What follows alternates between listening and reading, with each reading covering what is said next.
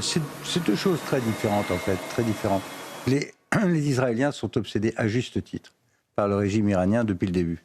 Parce qu'ils savent parfaitement ce qui s'y passe, à savoir qu'il y a une volonté vraiment de les détruire. Donc la bombe atomique iranienne, c'est pas du tout théorique. Les missiles, c'est pas du tout théorique, d'autant que les Iraniens en avaient distribué des quantités incroyables au nord et au sud d'Israël et jusque chez les Houthis. Donc ils vivaient sous la menace.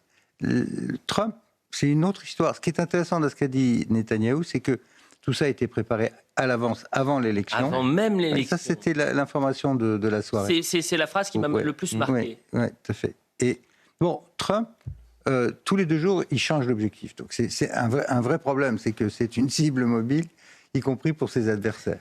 Il a contre lui, bien sûr, les démocrates, une partie de son propre parti.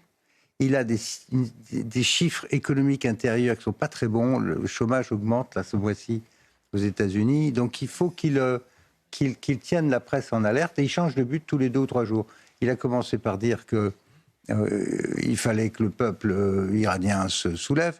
Ensuite, il a dit, ben non, on va finalement, on va pas prendre le fils du chat, il y a des gens qui l'aiment bien, mais il n'est pas assez bien, on va prendre quelqu'un du régime.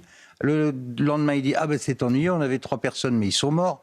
Aujourd'hui, il parle de capitulation enfin, hier, il parlait de capitulation sans condition. Il disait 4 semaines, maintenant, il dit... Voilà, en fait, le grand souci des Israéliens, et d'autres gens aussi qui s'intéressent à la suite, c'est est-ce qu'à un moment, il ne va pas s'arrêter, tout simplement, comme il a fait précédemment, en déclarant la victoire, sans être allé jusqu'au bout, parce qu'il y a le risque d'un démembrement, de guerre civile.